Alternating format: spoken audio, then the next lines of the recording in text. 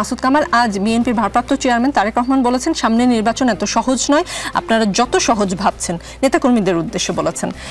তারেক রহমান কি কর্মীদের সতর্ক করলেন? মানে যদি সতর্ক করে থাকেন সেটা তো ডেফিনেটলি একটা স্মার্ট মুভ বা smart way of doing politics, নাকি তিনি কোনো ষড়যন্ত্রের গন্ধ পাচ্ছেন? কোনটা মনে হয়? তারেক রহমান সাহেবের মানে আমাদের চেঞ্জ দেখেছিলাম আমার বিবেচনায় আর কি। এর মাঝখানে আমার কাছে মনে হয়েছিল উনি অনেকটাই যেন আগের মতো নয়, একটু পরিবর্তন হয়েছেন এবং মানুষ কি চায় সেরকম করার চেষ্টা করছেন। কিন্তু ওনার সবচেয়ে বড় সমস্যা কি জানেন? ধরা যাক আমি একজন বিএনপির খুবই অনুগত লোক, বিএনপিকে ভালোবাসি, ধরা যাক হাইপোথেটিক্যালি। আমি যদি প্রশ্ন করি আমার নেতা বিদেশে কেন, উনি কি জবাব দিবেন? উনি কেন বিদেশে? ওইখানে বৈশা বৈশা উনি দেশের জনগণকে জ্ঞান দিচ্ছেন, আপনারা এটা করেন না, আপনারা সেটা করেন না। আপনার জ্ঞান আমি শুনবো কেন? আপনার জ্ঞান না শুনলে আমার নগদ লাভ। প্রত্যেকটা প্রত্যন্ত অঞ্চলে আপনি যান, আমি তো কিছু খোঁজখবর রাখি রে ভাই। গ্রাম অঞ্চলে আওয়ামী লীগ যেখানে সব জায়গায় চাঁদাবাজি করতো সবগুলো এখন বিএনপির লোকজন দখল করে বসে আছে। পরে আমার বিদেশ বসে বলতেছে তোমাকে বহিষ্কার করবো, এটা করলে এটা করবো, এই নির্বাচন সহজ হবে না, কঠিন হবে। এই কথা তো গত নির্বাচনে আগে আওয়ামী লীগের সভানেত্রী বলছে।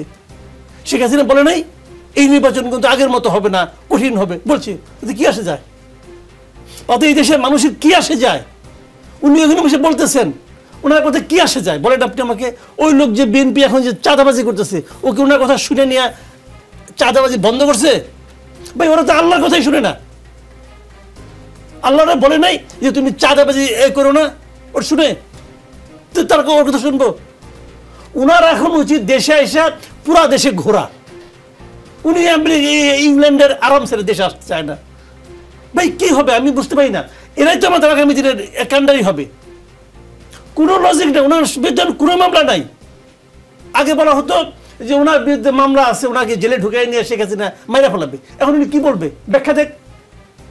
আমি ওনার কাছ থেকে একটা ব্যাখ্যা জানতে চাই। উনি ব্যাখ্যা করবেন যে এই কারণে আমার জন্য দেশ নিরাপদ না। এত কিছুর পরে এই বাস্তবতাতেও, বর্তমানে এই অবস্থাতেও উনি যদি মনে করেন এই দেশ ওনার জন্য নিরাপদ না, তাহলে এই দেশে আমি আপনি কিভাবে থাকবো? এই দেশে ওনার কর্মীরা নেতারা কিভাবে থাকবে? তা তো থাকতে পারছে। আপনি আসেন না কেন? আমি ওনার কথা শুনি না। আগে শুনতাম খুব মন দিয়া, মাঝখানে খুব মনে শুনতাম যে লোককে তো ভালো ভালো কথা বলতেছে। এই কথা আমার কি অর্থ আছে? আমার কাছে কোনো অর্থ বহন করে না এখন। আর পরিষ্কার কথা ভাই, আপনি দেশকে ভালোবাসেন, আপনি দেশের পালস কি বুঝতে পারেন? আপনি যদি আমার পালস বুঝতে চান, হয় আমার নারী ধরতে হবে অথবা একটা নল দিয়ে হলো আমাকে ধরতে হবে। তো আপনি দূরে বসে বসে আমার পালস বুঝতেছেন? আপনি যত বড় ডাক্তারই হন না কেন, পারবেন না রে ভাই। এটা হয় না। মানে স্ট্যাথোস্কোপ যদি হয় তাহলে হয়তো সম্ভব। নল তো লাগবে, একটা ডন লাগবে।